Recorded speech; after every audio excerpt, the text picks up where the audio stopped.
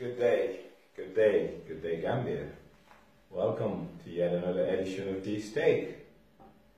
Well, today I want to talk about the bread crisis we witnessed yesterday in the Gambia, and to explain to people why certain markets should be left unregulated, because the more we fiddle as government into these markets, we create distortions.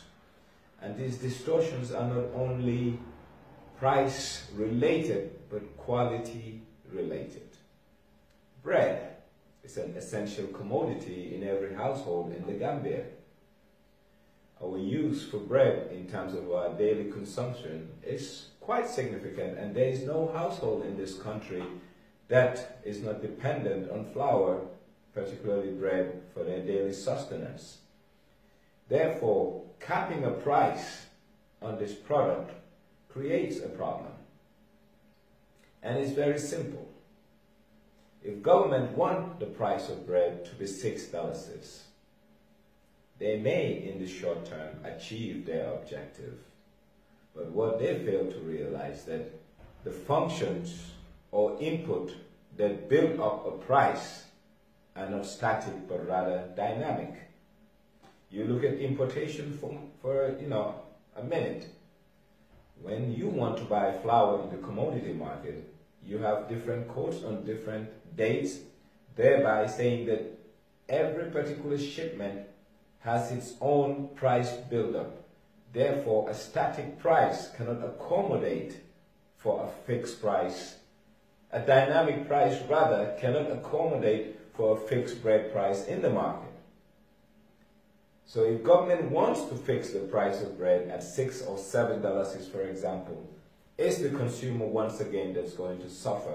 How? When businesses understand that these prices are fixed and can't change, and they still want to maintain a decent margin, the quality suffers. And in the case of bread production, simple. Get more yeast, change the shape of the bread in terms of size, but what's inside the bread will be nothing but air pockets. So people are getting less value for money. Even the $6 they're paying, they're not getting $6 in value of bread as it relates to what they're giving, because the producer is still making sure that he or she has a decent margin or return on the input they put in, be it the flour and everything else. Therefore, when we talk about government's non-intervention in markets, it's a reality. And it's a reality that Gambians need to understand.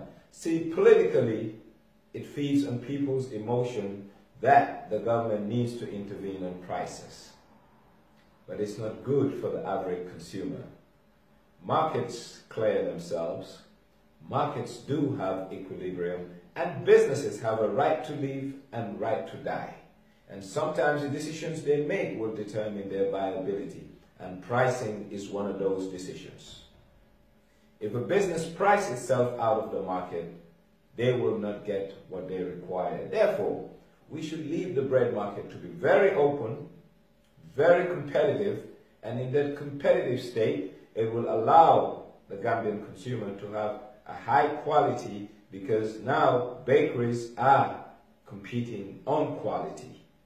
It will allow the Gambian consumer to have better pricing, because bakeries will now compete on pricing. Government has no business in the business of business, let alone regulating the prices of commodities. And I'm talking about the food commodities we consume. I mean, I've heard people talk the government needs to intervene because price levels are high. But see, price levels are determined by other exogenous factors that play a part in our economy. Foreign exchange, price of energy, price of transportation, taxation. These are all inputs into the final price that a consumer pays for a product or service. Therefore, just looking at one side of an equation and holding that down, yes, the forceful arm of government may win to a point to make sure that there is price stability, but that price stability has compromised the quality of what the average Gambian consumer receives. We should advocate for government to create an environment where businesses compete on a level playing field. We should advocate for an environment where importers pay the right duties wherever applicable and pay the right taxes wherever applicable. What that does, it gives somehow a uniform cost structure for all the competing bakeries and sellers of flour to make sure that their flour is sold relatively at the same price, because they're all buying from the international market. If the quality is the same, they're paying similar taxes if there are no discretions, and that allows for the market to have a symmetry. That symmetry allows Gambians to enjoy a market-efficient environment where the prices are reflective of the cost incurred by the importers and bakeries. Rice is the same issue. The more we try to, inbuild price control, we make the average Gambian consumer suffer in terms of quality of product sold to them. On the issue of flour, on the issue of bread, I will remind the government that Economics 101 is still a reality, and you know what? It is here to stay. That businesses are here to make profits, but if they think they can over-profit here on the market, they will price themselves out, thereby going out of business. Once again, I hope that the government, the Ministry of Trade, who are fervent advocates of price control, to understand that you cannot control price. Price has determinants, and these determinants cannot be negated. We live in an open forex market where we have a flexible foreign exchange regime. This foreign exchange regime is not a static regime, it's dynamic, floating. Therefore, the price of dollar, which is used as a benchmark to pay for imports, varies on a day-to-day basis. That in itself contradicts price controls. Let's allow the market to clear itself. Let's allow the market to take care of its issues.